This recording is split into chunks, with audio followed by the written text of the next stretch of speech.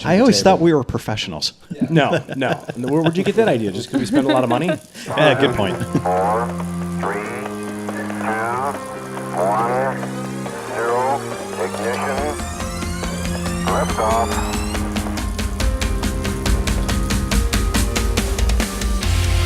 Welcome now to the Crank Revolution Podcast, your source for cycling shenanigans. Listen now to our hosts, the purveyors of pedals, as we teach you more about cycling every single episode. So sit right back, pop a cold one, and enjoy our show.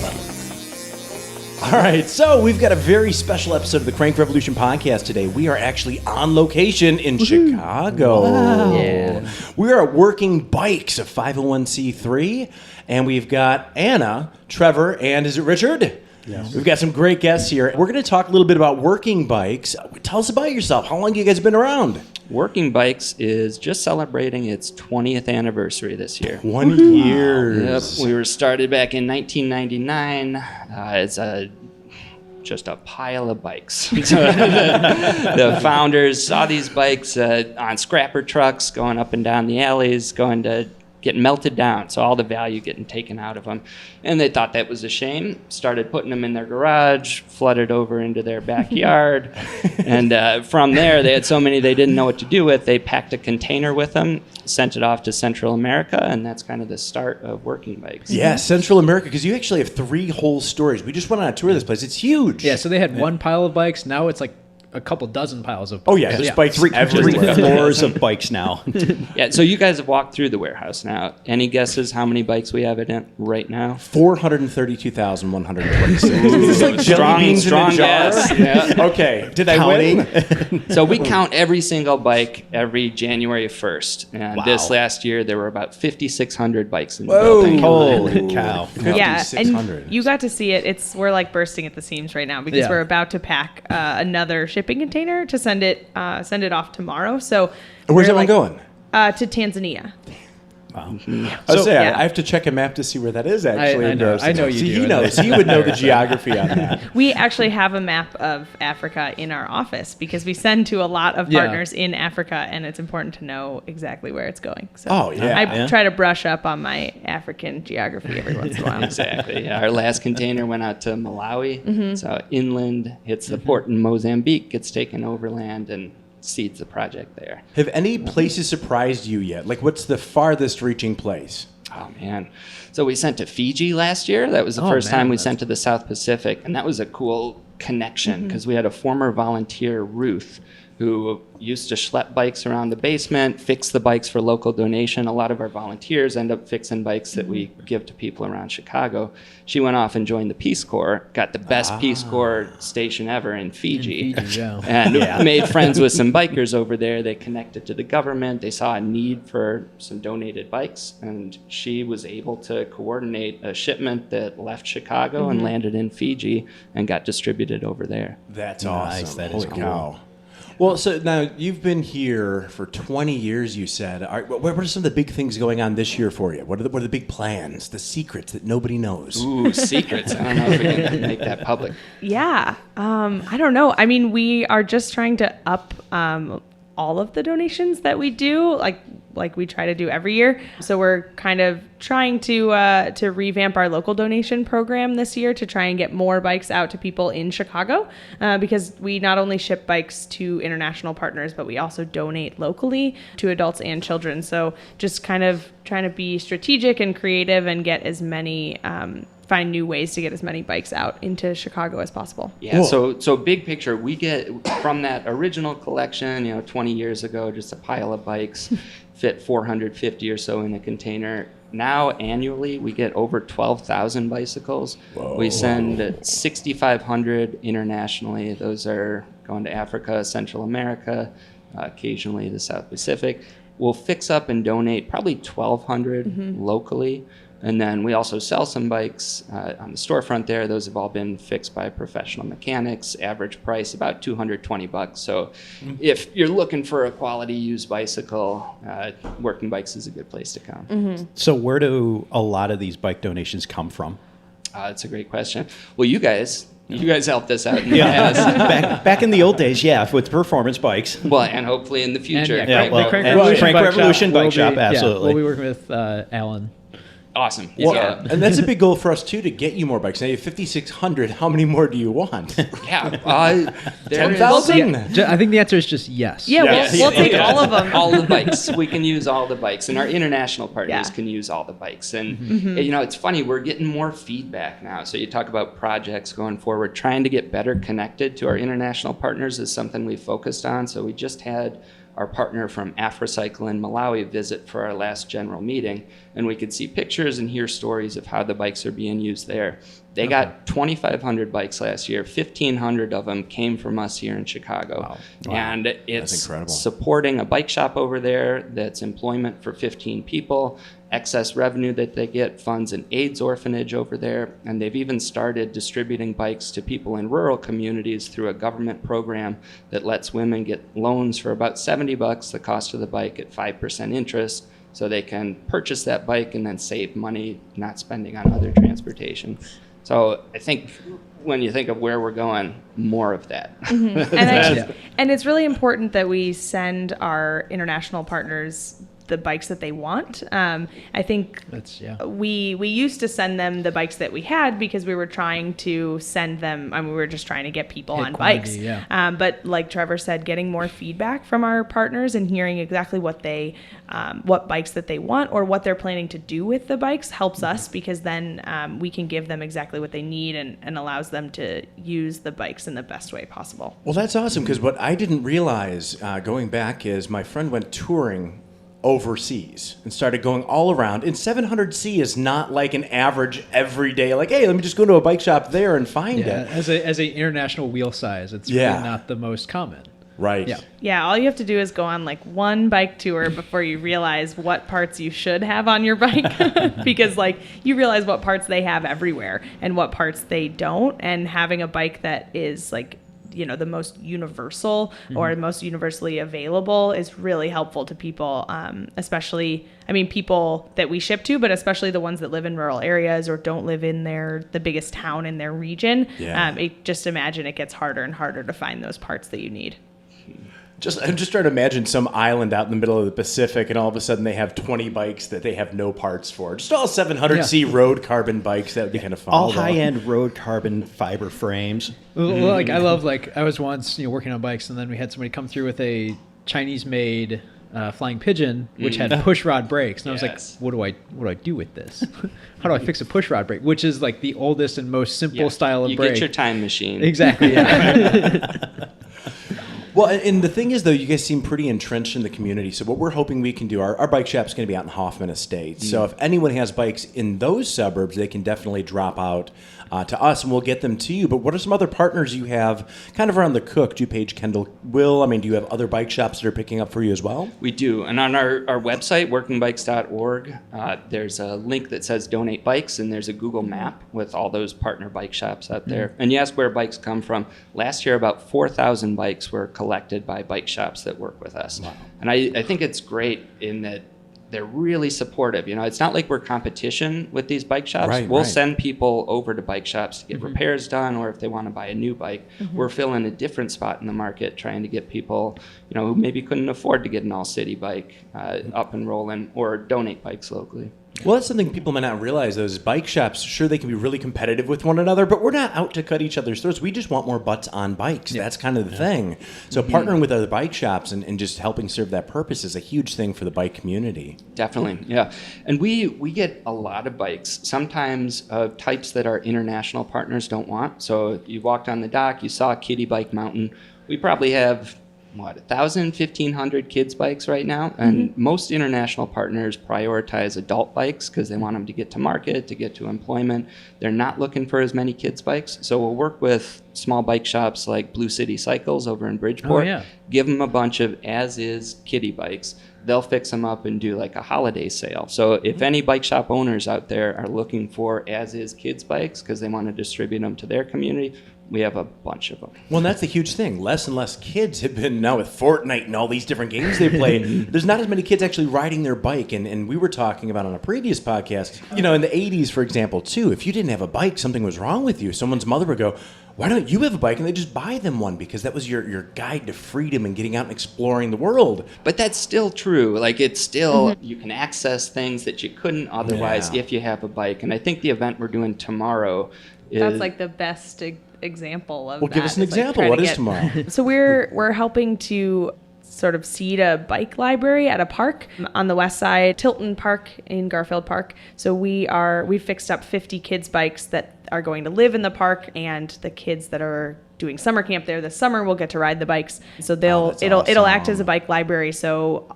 hopefully 50 bikes will be able to serve even, maybe 100 or 150 kids as they come through cool. on different programs. They'll be able to ride those bikes and hopefully fall in love with riding bikes. That's the goal. Well, Keep them on bikes for their whole life. It kind of happens, doesn't it? For a second, I started getting back on bike. Chris actually got me into cycling, and now we've done bike tours together, hundreds of miles. But you do fall in love with it, and sometimes it takes that one person to pop somebody on a bike, and next thing you know, they're doing it nonstop, which is awesome. So you do a lot of things in Chicago, though. What are some other programs you have in the community? Speaking of, being that one person to get people to fall in love with bikes, I think the best part about Working Bikes is our volunteer program allows people to come in and learn how to work on a bike and help us fix up bikes that are going to be donated, and then allows them to also fix up their own bike. And I think through that program, it gets people really excited to ride their bike. Learning more about the machine and the bike that you're using gets people to really fall in love with it forever. Hopefully that's our goal. So what are the volunteer sessions like? So volunteer sessions are usually 4 or 5 hours long, and we ask that people come in and for the first 3 or 4 hours work on bikes that we have in the shop here that need to be fixed to be donated locally. So sometimes kids' bikes, sometimes adult bikes, and sometimes other projects entirely. You guys have seen the warehouse. It could use a little organization from time to time. Sometimes we need to move bikes. Sometimes we need to strip bikes of parts. Sometimes we need help packing containers. So there's a number of different things. If people don't know how to work on a bike, that's okay. There's plenty of work around here for them to do and lots of learning to be done.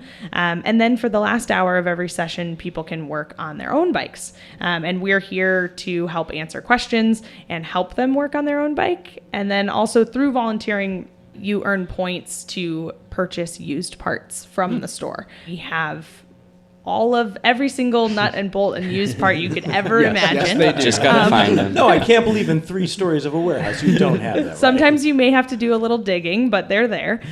So people use their volunteer points to purchase used parts and then can, maintain their bike or build up a new bike. We just hope that people come in and help us fix up bikes to be donated, and it allows them to also, help themselves and learn how to work on their own bike. Well, I love the teaching element, too, because I've talked to so many people that say they don't ride their bike regularly because they wouldn't know what to do to get a flat. And I'm thinking, it's so easy, and that's what's holding you back from riding your bike. But I mean, let's pause. That's really what brought you into my shop. Is you were like, hey, I've been riding more with my daughter. I don't know how to fix a flat. So I grabbed your bike, put it in the stand, and showed you how to fix a flat. And so he made me do it. And so that's my thing as a kind of 10-year veteran of the bike industry now. I consider my bike repair knowledge as a trade. I don't speak Japanese, but I could go to Japan and get a job in a bike shop because I can fix bikes. And that's something where that kind of volunteer training, that volunteer learning, it's so empowering to be able to put somebody in the position to gainful employment, regardless of so many other things, because they have this trade. Yeah, I think learning how to change a flat is like one of the most empowering things you can know how to do on a bicycle. It's just a great, you feel like you can get further away from home and you feel like you can go out and you can explore, because if something happens, you know how to fix it. I just had the opportunity to teach somebody how to change a flat yesterday, and they were very excited about it. And, they had 3 flats in the last few months, and they were tired of coming into the bike shop and having to drive their bike here and all that. Okay, I'm going to teach you how to do this. And they were very excited, and they promised that they were going to go home and teach their partner how to do it and pay it forward and teach their friends how to do it, which is great. I love hearing that. That's like the ideal situation. Well, and part of what brought us here, and I think TC here is going to talk about a little bit is your perception in the community. A lot of us here are all bike shop managers, and we've all heard of you. You've worked with almost everyone around in the area, but you guys have a really, really great reputation for a couple of reasons. Yeah, when I was working at Rapid Transit, which is a small mom and pop shop in Chicago, going through resumes, one of the things you'd look for is that where's their bike shop experience, and so many people that we hired on came through a Working Bikes program in one way or another, and it's just such a strong brand, and it really gives us the knowledge, because it also gives us, I don't really have to talk to that person so much. I can just call Working Bikes, talk to a couple people that I know, get the rundown on them, and then hire them. And so it's a really, really good kind of, because you guys do so much outreach, so much training, it's a great leg up for someone to get into the industry and get a job at, we were hiring kids who were 18 years old, and that was our lowest cap. So it was great. Absolutely. That, yeah. And it's super low barrier to get involved. Like there aren't a lot of nonprofits that just accept walk-in volunteers. You got to have closed-toed shoes, hopefully something you don't mind getting covered in grease. And beyond that, over 18, if you're under 18, that's also fine. Just have a parent come the first time. So it's a really easy way to get your hands on bikes, and it's really satisfying to do as a volunteer. So I started back in 2011. I was living on the north side and got to come here with the company I was working with, day-long volunteer opportunity. I needed some work done on my bike, so I came back the next Tuesday. We have Tuesdays 5 to 9. My crank was really loose. I didn't know what was going on. There was like a half inch of play. So the guy who was managing the volunteer session at the time helped me take the whole thing apart, put a new cartridge bottom bracket in there. We were here till about 11 o'clock at night, but then I could ride the 10 miles home to Uptown, and that kind of hooked me. Ever since, I've been coming on Tuesdays, fixing up bikes that I know other people are going to use, and then teaching people how to fix bikes. So we do some formal training in that. We have a re-Schwinification program where Mikey Young, who's taught people how to fix bikes for years, is going to come in and teach people how to work on Schwins in particular.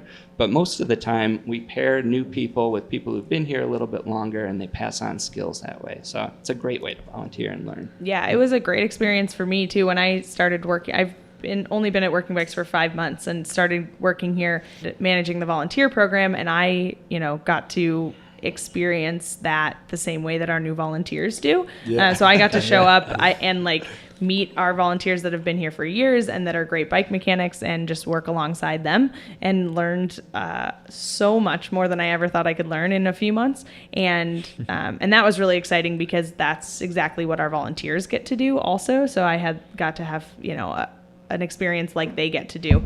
So now I can really speak to what it's like to just show up in the volunteer shop and start learning and just kind of diving into a bike. I think it's easy to look at a bike and be scared to just sort of start working on it, because, they seem like magic. Yeah. Yeah. Seeing some of the bikes that come into my shop, because, I tried to work on this because it looks easy. Why? That's the biggest one to me is, I wasn't sure it wasn't shifting right, so I just unscrewed all the screws. I'm like, to this day, my favorite is looking at limit screws on a derailleur, front or rear, and someone says, I made them even. Or I just turned them all both in, that's why it doesn't work. But so you guys have 5,600 bikes, and that was the dangerous thing for us, is we were taking that tour and just eyes everywhere. I mean, we're like, banana seats, top tube shifters, oh my God. It was just, you have almost every era. What are some of the coolest, craziest bikes you've seen come through? I think we all have stories about finding the crazy bikes. I know one that sticks in my mind is doing a collection out in West Chicago. So we were at a festival there, a bike festival. I was tabling, and it got a call from somebody who worked with a woman who was a refugee from Iraq. And she heard she had a couple bikes in her basement. They were sticking, behind her washer and dryer, not doing anything for a few years. Could I go and pick them up? I'm like, okay, I'm out in the area, whatever. Go there, and it is an RRB Cycles, full campied, I forget the number on it. It was maybe the teens, so early on in what Ron Boyd was making. Yeah. And then a baby blue step-through Schwinn Paramount. I didn't know they made step-through Paramounts. Right. And this woman wasn't riding them. I told her that, you know, they had a lot of value, kind of explained what we did, and she was happy to donate them, and that still really sticks out in my mind. That's nice that you told her what the value Yeah, was. I was going to say, for what you do for like charity and everything, it'd be very easy to go, she did a good one and not tell her. But that just shows, because if you stumble on something like that in someone's home, it's like, wait a minute, this might have been someone's like heirloom to pass down here. I could definitely see that. Totally. I'm amazed by the number of bikes, like really, really cool, classic old bikes that we get donated here that just haven't been ridden. Bikes that have lived seemingly untouched in somebody's basement or garage. It's amazing to me. I look at these bikes, I'm like, how did no one ride this? How did this end up, you know, maybe it was a gift, or you get a bike in Chicago for a Christmas present and you just have to stare at it for a few months until you can ride it. And maybe then it just sat there for years, and I'm just always amazed by that. It's in perfect condition. I saw a Free Spirit come in the other day that still had the owner's manual like wrapped around the top tube, and the tires had never seen the light of day. And it's amazing to me to think about all these bikes that are just so lonely in people's basements. Right. Well, I love hearing the idea of the re-Schwinification project. You know, 1 out of every 2, 1 out of every 3 garages in the Chicagoland area has a Schwinn hanging up in it that's probably been hanging there for 20 years at this point. And so there's just so many of these bikes that were Chicago made that, the city definitely should have some pride in, because they're fantastically made bikes that will outlive everyone sitting in this room. Yeah, it's just so great to kind of see somebody taking a focus to kind of bring that back and kind of put some life back into those. Yeah, it's wonderful. And the Evanston Bike Club, we have to thank for that specific grant. And I think we'll be able to do about 150 bikes with that. But you guys saw the basement. Yeah. I mean, there's probably There's plenty of them down 2,000 bikes down there. Yeah, and those are the bikes that our international partners don't want. You know, they're the 590s, 597s, 27-inch wheels.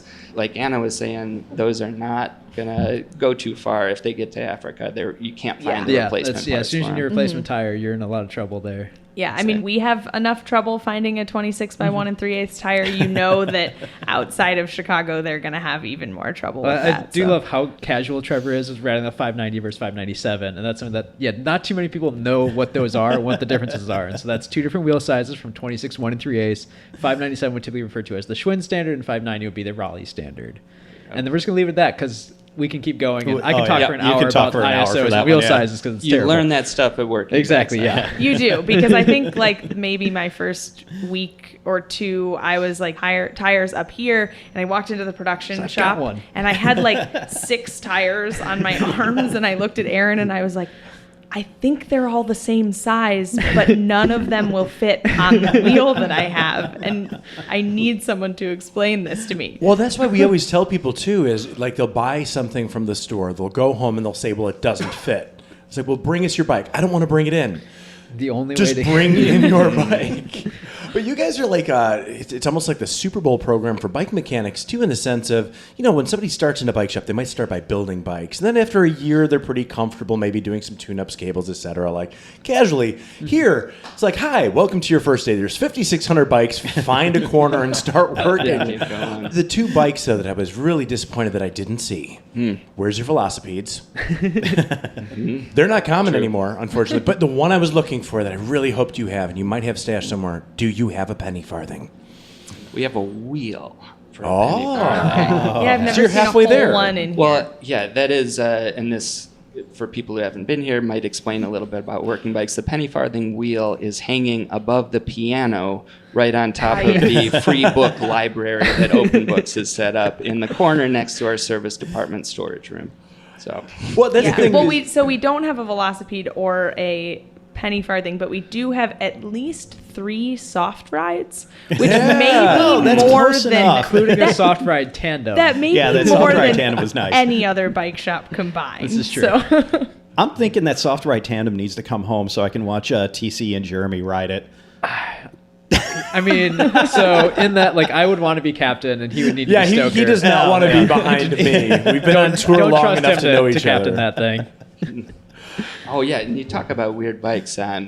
Did you guys see the buddy bike downstairs? No. Wait, is that side by side? It is the sociable You have a tandem. sociable tandem? We probably have the largest collection of sociable tandems sure. anywhere anywhere in the world. We were donated all the old stock when they didn't sell. So we might have 20 of them right now. Oh my god. No, I saw the hanging up is the row bike. Yes. That was No. that just looks Arm-powered dangerous. rowing machine. Well, explain what that is, because I didn't see it. Now I'm wondering what that is. So Think of a rowing machine. Take a rowing machine, slap 2 wheels on it, and start riding.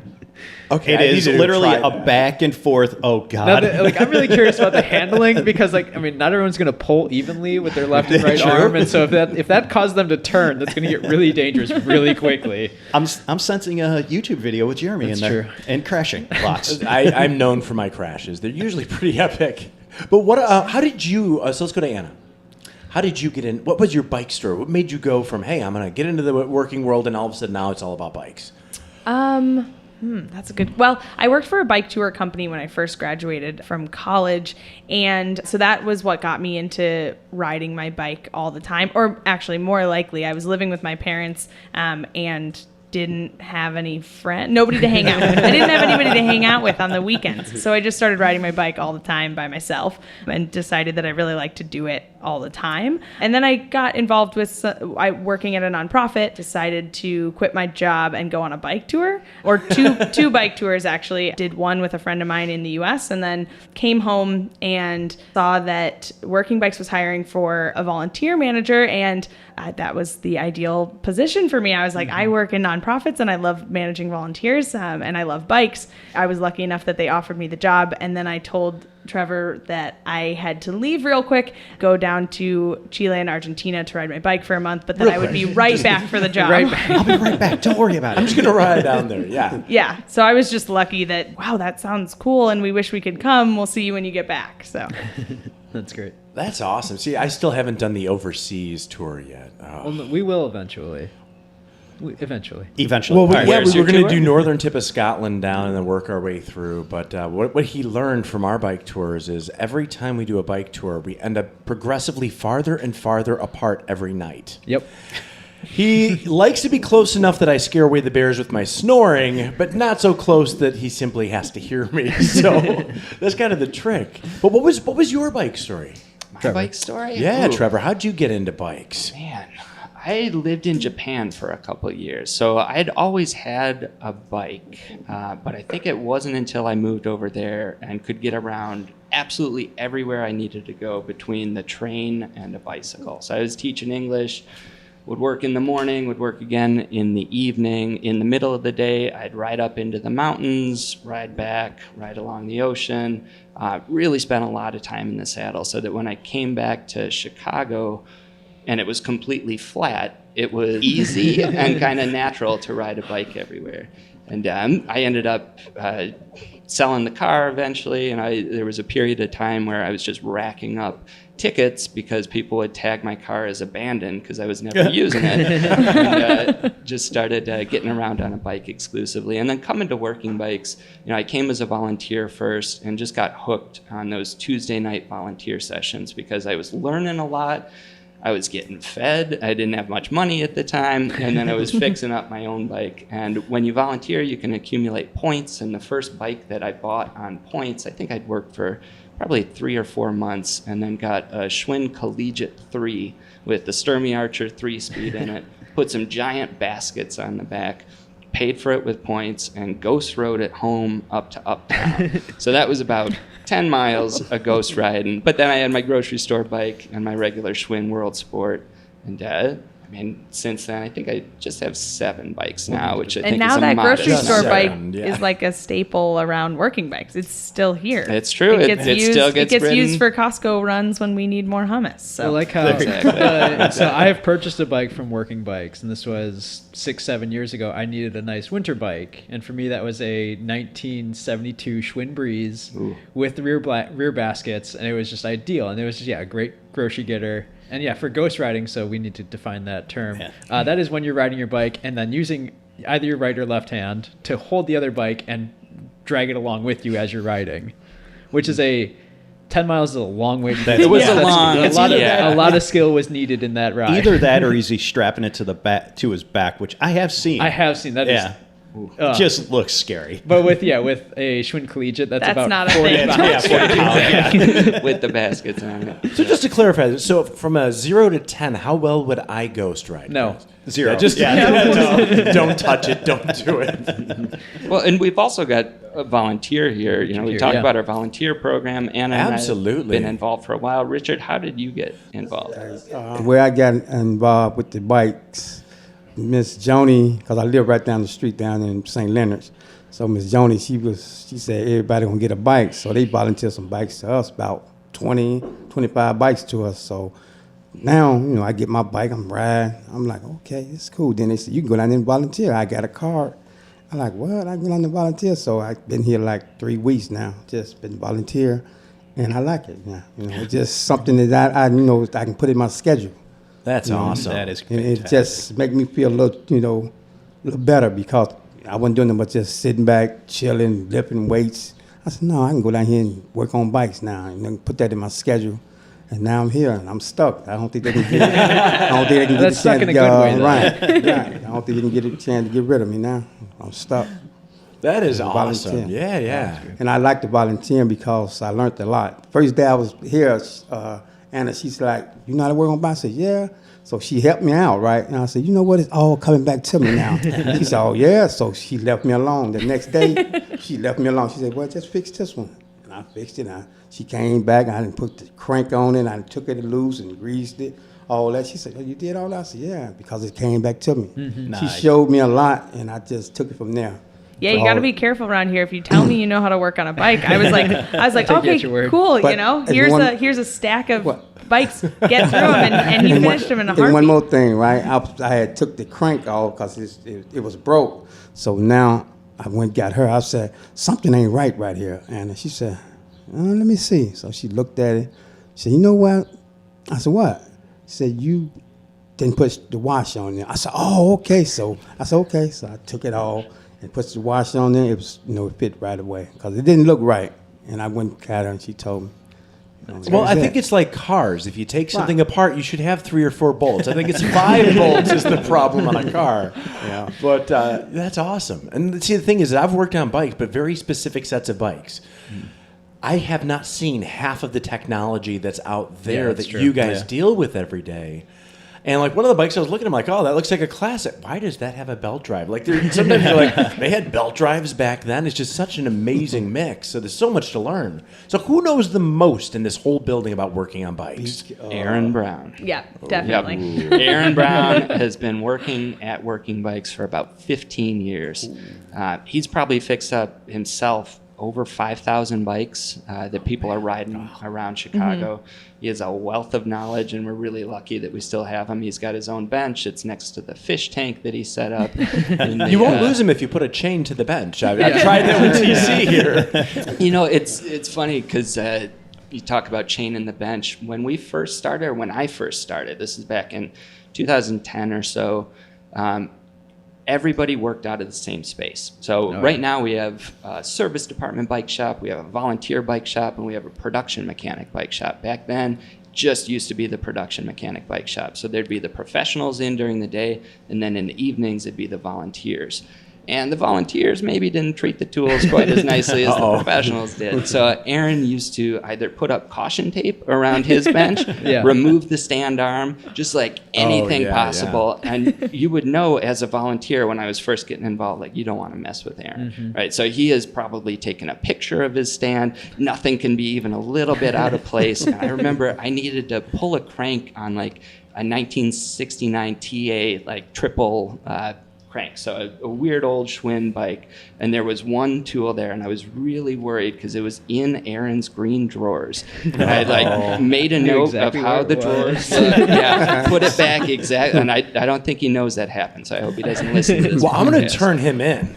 Mark pulled 2 wrenches and switched which one was in the front Well, and back. because it was the longer wrench was in front of the smaller In the wrench, and you volunteer couldn't area. see it in the volunteer area. Still. It's funny because as soon as you started describing that, I was like, oh, that's definitely in the volunteer shop, because I'm like walking around just Constantly hanging up in the tools like constantly. And when I do that, when I put the big wrench on outside and then there's a small wrench on the inside, I think about it, but then I'm like, nah, and then I just walk to the next one. So as soon as you mentioned that, I was like, oh, that's like 4 benches downstairs. I know it. Well, like, I mean, talking about Aaron and the pride in his bench, and that's something that, as a Chicago mechanic, when you get to that point where you've earned your bench, well, that's your home, and yeah, no one touches your home, and that's like really important. I think you hit the nail on the head with that, TC, is that you've earned your bench. Earned it. You've earned it, especially Chicago, because of how many different types of bikes, different levels of how the bike is mechanically working. I mean, you earn that right to have your own bench. I mean, just walking through this space, there's like Jeremy referred to like the amount of technology that you see, and so like you have like the freewheeling bottom brackets or something that you're going to see more here than anywhere else in the world, and it's just ones where like I say this, Jeremy has no idea what I'm talking about when I say a freewheeling bottom bracket, and I'm just here to look pretty. Yeah, and so there's so many things that because there's so many technologies that exist in the bike industry that have 1 or 2 years of.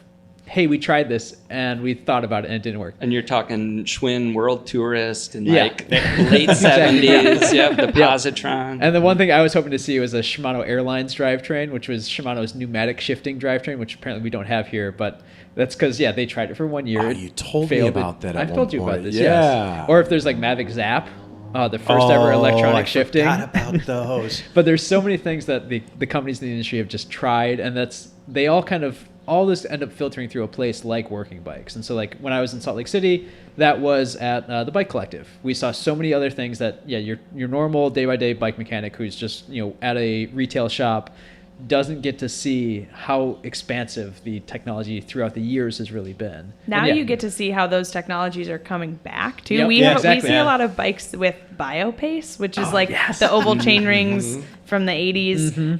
And now that's Now it's back. back in vogue. It's Now back, oval chain rings are back, and it's Yep. great because we get to see like the original iteration of that. So I can only imagine what else is going to come back. Hopefully not the positron. Bell bottoms and bicycling. Those The go great Spinergy together. spoked wheels. The quad spoke wheels. The quad spoke Just a wheels. we carbon have- blade. yeah, A lot of we those have all here. those. I saw the collection. death trap, so terrifying. sorry if anybody likes the Spinergies, but Well, and what's new today is going to be donated at Working Bikes, 5 Yeah. years Yeah. from now. Yeah. So there was some electronic shifting on the floor, and we're really lucky because like Aaron's been here for 15 years, but we're also getting mechanics like Josh Corby, who's our bicycle shop manager, who used to run his own bike shop, or John Clark, who also works at a higher end bike shop. So people know how to work on the new technologies as well as the old. Yeah, John Clark and I actually work together, and so like I was chatting with him, and it's great because he's here working on all of your bikes during the day, and then he goes back to the shop that he's at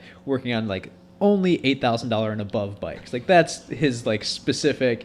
And so at a a nonprofit like this, it's so important to have all that information because when you're trying to price bikes for the floor, and so like I've got when I was at the Bike Collective in Salt Lake City, there was one time when I walked in and I saw a bike listed at $900, and I walked up to the volunteer corner and said, "Hey Amy, if you'll sell me that at $900, I'll buy it right now." And she's like, "Wait, what do you mean?" And I was like, "There's a power meter on there that's $2,000." And so it's like there's this part that's really valuable.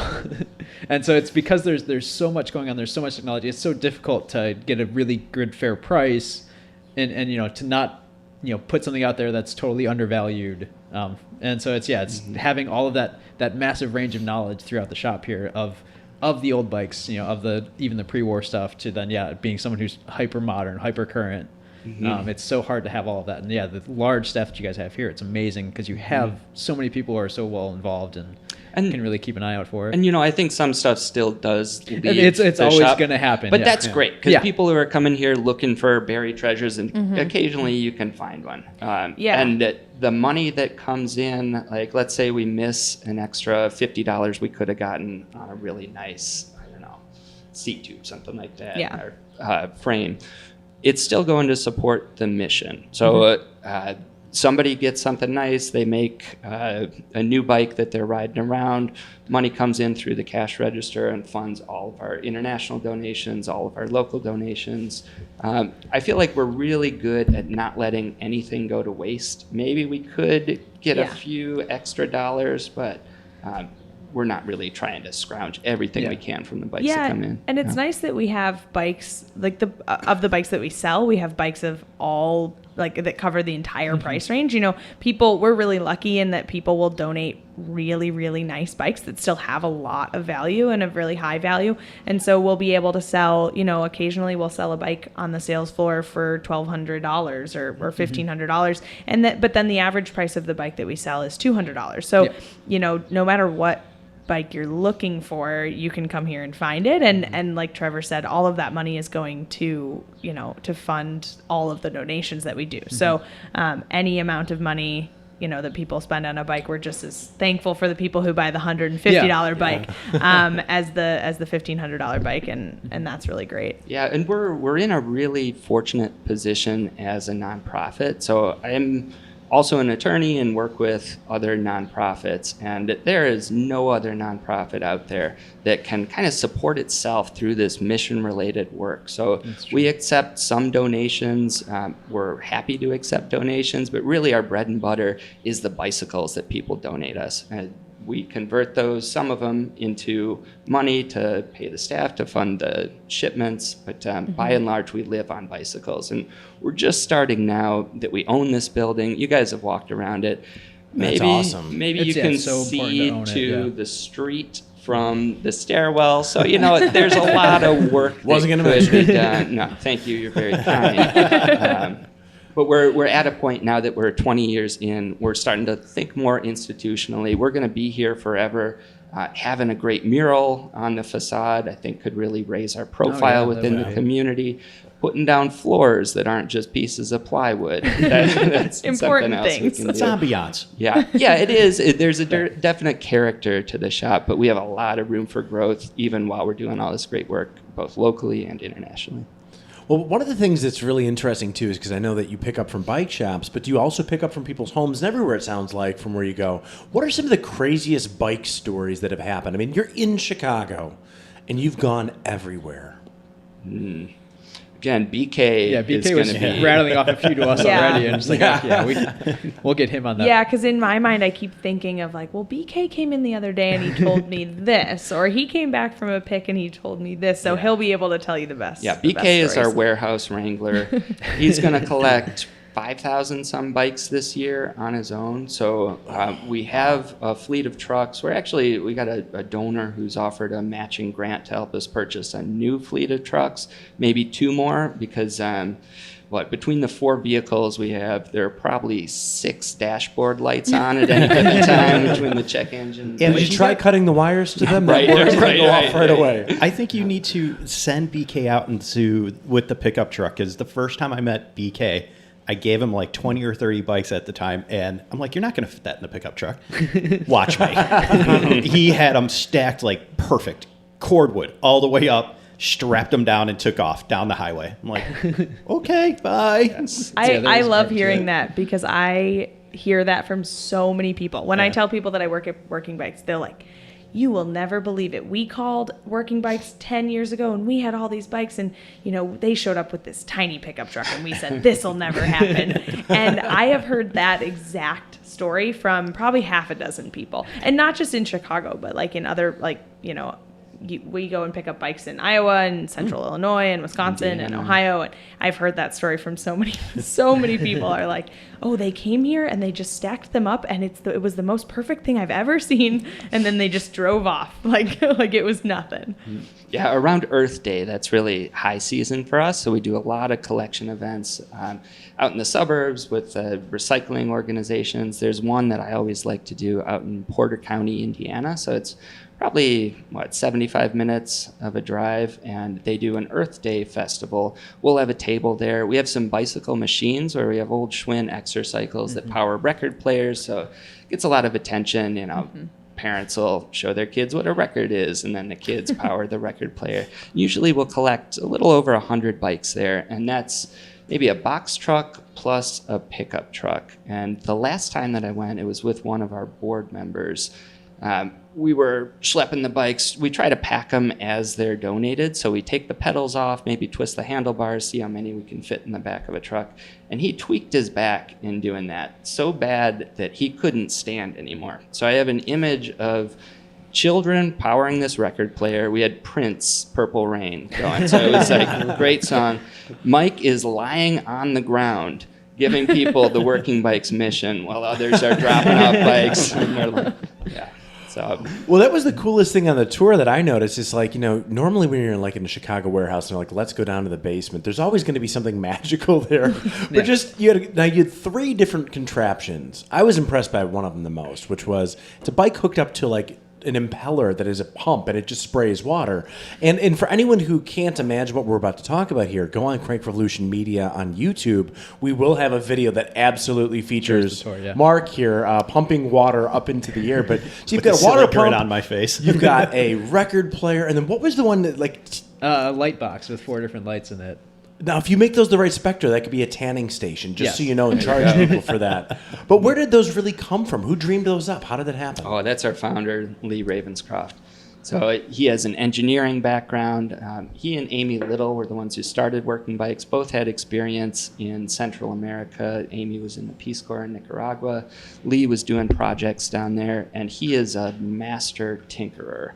So I think that specific, the bike machines that power the record player and the lights, he's pulled the engine out of old treadmills and it uses that as a that converter. to convert. Wow. Yeah. And currently he's the one loading the box, so we're packing for Tanzania. So he's a really impressive guy. Best bike packer probably in the world.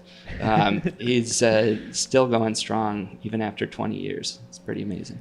I always enjoy like how the bike industry is kind of set up where, saying the best bike packer in the world, because he's probably packed more bikes than anyone else in the world. Yeah, I mean it's fun when you get to that realization, like, wait, at the quality, like the volume that we're doing this, there's no one else in the world that does this many donations. This many bikes get packed into a shipping container and sent around the world. And so 6,000 bikes in a year is an absurd amount of bikes. I like running, I've run a number of bike shops. If we sold $1,200 bikes in a year, that was a lot of bikes. So to think that's 5 times that over how many years has he been doing this? It's just an absurd number to kind of work through. That's pretty amazing. And we're always looking for the next generation of bike packers. So like Lee is in there doing it, but he is happy to train somebody else up. So if anybody wants to come volunteer, we usually have our shipping schedule up online. I know we're packing today or on the 21st and 22nd of June. The next shipment is going to be July 9th and 10th, and that will go to a new partner that's being established just outside of Cape Town.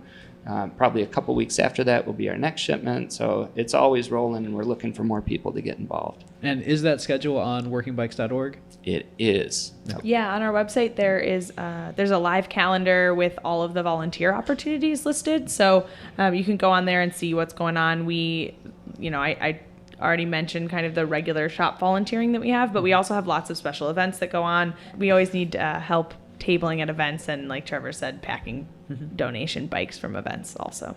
But yeah, like you're talking about the volunteer days when that 5-hour kind of shift that has food, which is a huge plus. As someone who has done a number of volunteer days at a couple of different shops, being fed is a really great plus. And then having that time to work on your own bike, and you really start to learn a lot when you've gone through. You fix someone else's bike, but then when it's yours and you trust it and you have that faith and that respect for that bike. To then like, okay, I'm going to turn wrenches on it now. It's really, really nerve-wracking. It's like the first time I ever wrapped my own bars, it took like 2 hours. But that was my bike, and it needed to be perfect. And it was. And then I broke that frame. But I just, on Wednesday, so 2 days ago, just finished building my first ever bike that I built Like for frame up, myself. Yeah. And it's like just the most exciting feeling in the whole world. And I've worked on tons of bikes since I've worked here, and I've worked on some like for people that I was very excited about working, on a bike for a specific person, which was great. But getting to finish building my first bike myself was, it's indescribable. And so what bike is that? It's a 2016 Trek Silk. It's a road bike. My first fancy road bike, which is also very exciting. With the being called a roadie, it makes sense now. Yes, exactly. Yeah. I'm fully in it now. There's no more denying it. But it's always fun when you have that bike where you can list, what spokes you have on that bike, what spoke nipple, you have every single part as a catalog in your mind because you took the time to think of this part, that part, this part, that part through the entire bike build. Because you really figure out how many parts there are to plan for. It's really a very dedicated process. One of the best parts about working with Richard and a few of the other people that have started volunteering with us since receiving bikes from us is kind of getting to help Richard customize his bike for Yeah, him, see his vision which is through, great. yeah. Which is it's awesome. I love having people come in and say, "This is something that I want to make happen on this bike. How can we do that?" I think we're going to have to do what we talked about in 2014. We talked about a lot of things. Well, you should automatically know what I'm you talking are- about. you are starting Flashback something to that you 5 talked years to- ago. talked about So 2014, we so. started, We have we're starting four bike now. hosts. Wait, we have 4 hosts. They have every part of every bicycle, every nut, yeah. every bolt. We talked about going to a place. We have to find spare parts and build a bicycle and try to make it across Chicago. Ooh. The thing is, I'll be the first one to fail miserably. Yes. Something will go horribly wrong. But yeah, that would be a really interesting thing to do, and we could even get something together for that. Would you guys be open to that? What, one day? One just day, let frame them up, loose in the build. Yeah. basement.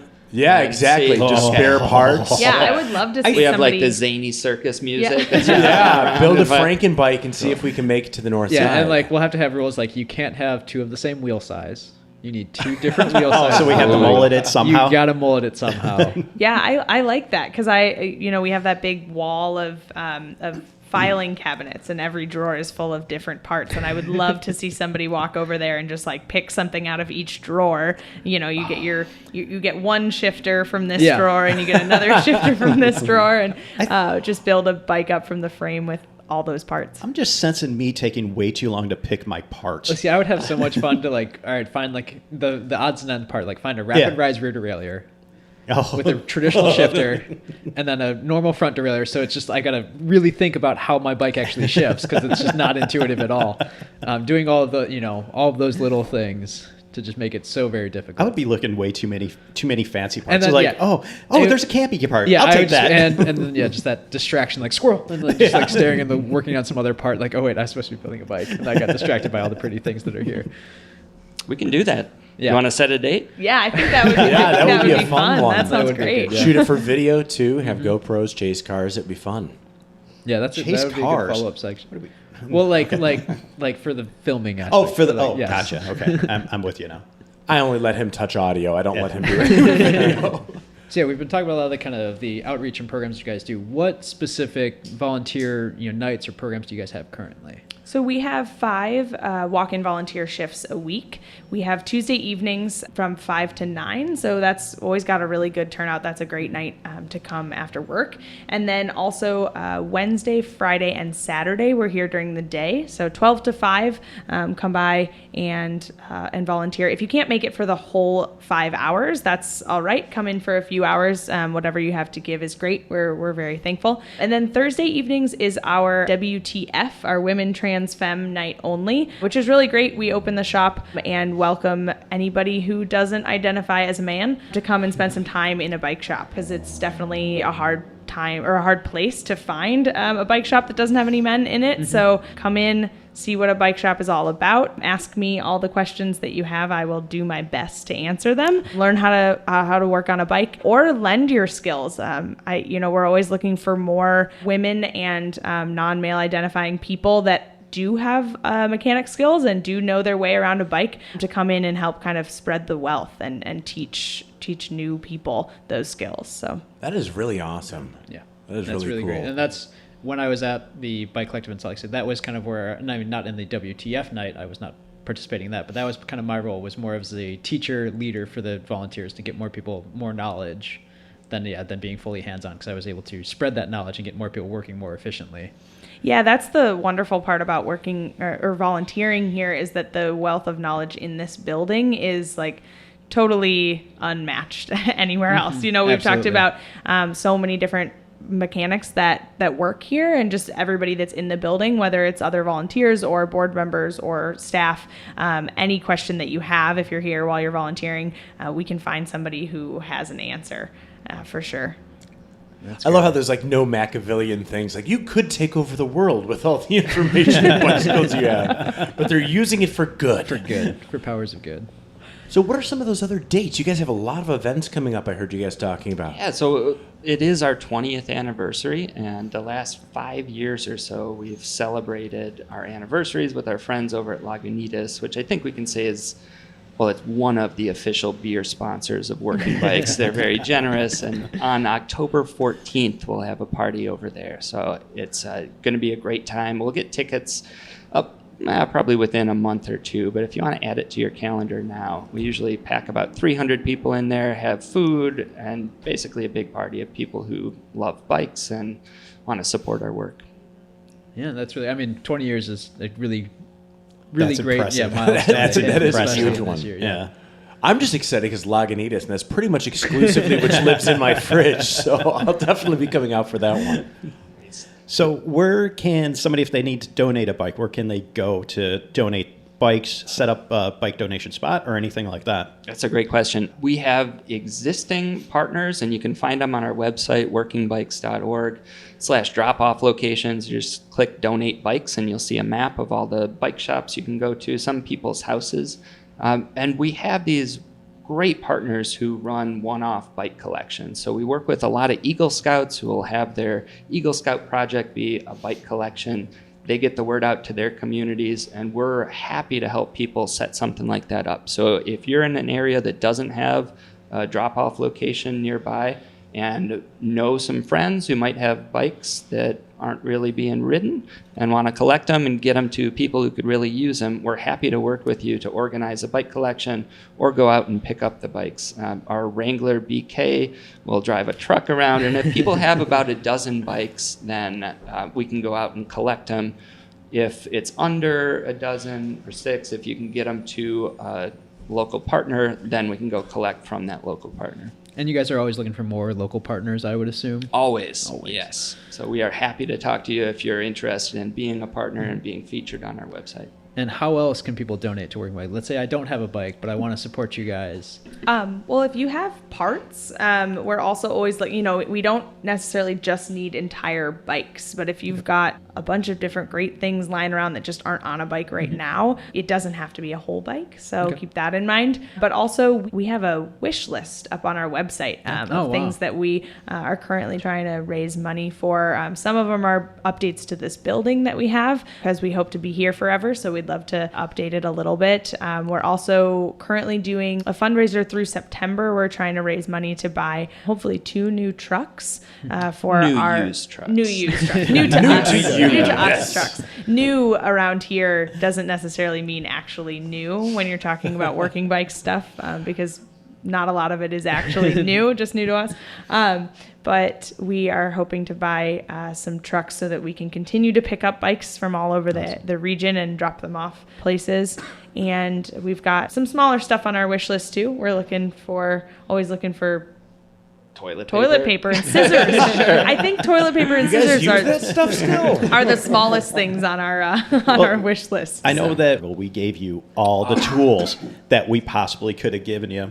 You guys were so generous. No, If you see no. out here the warehouse ladder, that's like revolutionized our bike stacking, saved a ton of time. We picked up a lot from your shop and really appreciated it. Yeah, I think tools probably be something Yeah. that you guys would need a lot more of. I was going to say, if you're looking to donate tools, those 13 and 15 millimeter open-end wrenches they're like gold around here. Yeah, both 15 both millimeter. for our shop and then especially for our international partners. So you can't just set up an account and get park tool parts if you're in the middle of like the impenetrable forest in Uganda, right? So it's sometimes in these shipping containers, we'll pack some tools in so that our partners overseas will have good tools to work on them. Oh, I didn't even think of that. That is huge. Yeah. We recently got word from a bike shop in Burundi. They had sent us pictures of the tools that we had sent them originally that were completely worn out, and they were and they had sent these pictures and they said that photo. I want we've to see it.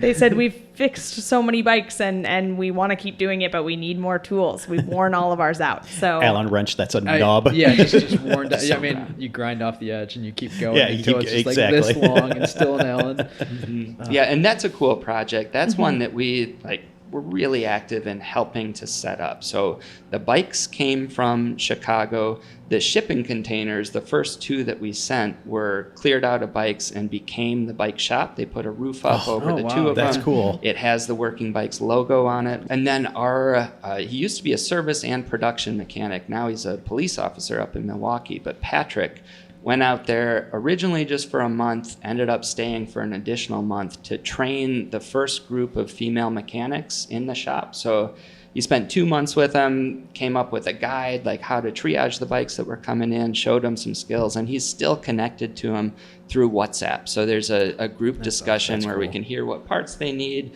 send them those tools, and it's a source of livelihood now for 7 women over there. So we get these really cool stories from our partners overseas who have been able to like buy a house from the income that they make from the bicycles that we send here from Chicago.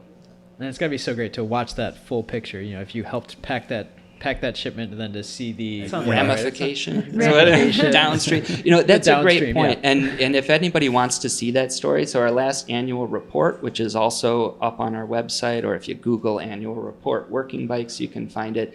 It has a picture of a bike that was given by the donor, then a picture of that bike being packed into a shipping container, and then a picture of that bike with the end recipient over in Africa. So you can see the arc that this bike That's takes. cool. Just blows my mind. I'm just sitting there going, wait a minute. I'm trying to imagine, like, you know, when we do that locally, it's like, oh, we sell someone a bike. Hey, I saw you. But now I'm like to them. crossing oceans in different countries and going through forests. And also, though, that should be a thing. Park Tool, if you're listening, you need to put random shops and forests anywhere in the world because you're really not helping people enough Find a with quick and tools. easy way to ship tools internationally like that. If you're out there listening and you have an idea how you want to get involved with us, or you have an idea of how we could partner, we're always open to hearing that. You know, we've been contacted by people who say, I have this great idea and this is how I want to get involved, or I have a place where I want to get these people bikes, or just any ideas like that. We're always, we'd love for you to reach out or come by the shop. And because there are so many people out there in the bike industry, and there's so many groups of people we have yet to reach, or things about the bike industry that we don't know yet. But if you want to get involved and you want to help us out, just reach out. And is there a good email address for people to reach out to? What's the best way to do that? Yeah, so it's pretty easy. All of us have email addresses that are our first name @workingbikes.org, or there's an info@workingbikes.org, donations @workingbikes.org, volunteer@workingbikes.org. If you take a guess, you'll probably get to the right person. Bob @workingbikes.org. Is there a Get to bikes somebody. at workingbikes.org, though? Ooh, should create it. Yeah, we should create one. There will be tonight. Well, guys, we want to thank you so much for coming on with us. For all of our listeners here, if you were in Chicago, definitely come out here on Western Avenue and stop at Working 2434 Bikes. Southwestern. Have it memorized. Yep. Yeah, Excited much to- appreciated. Not only in Chicago, everybody in the suburbs, come on out here, volunteer. Yeah, I mean, just Or just come visit Or just and come ogle visit. some It's bikes. amazing. Yeah. Well, yeah. Well, like you said, it's kind of like a part bike museum. Then there's pianos and interesting things to see. An awesome group of people, and definitely stop on by. Find ways to get involved in the community, and definitely go to the website workingbikes.org. Oh, thank you guys so much for the platform. Thank you for coming up and setting up shop in our new conference room here. Yeah, this is great. Great Maybe to show we you should turn around. this into a podcast. I think you should. I First think of you many. should. But thank you, guys. That was awesome. And I'm back. Well, friends, that's been another episode of the Crank Revolution podcast. Thanks for listening. Toss us up a rating on iTunes or wherever you get your podcasts and refer it to your friends. If you want to interact with us, go to Crank Revolution Media at Facebook. If you end up in the Illinois area, look up Crank Revolution Group Rides. Grab your bike, get out there, and join us in this crank revolution.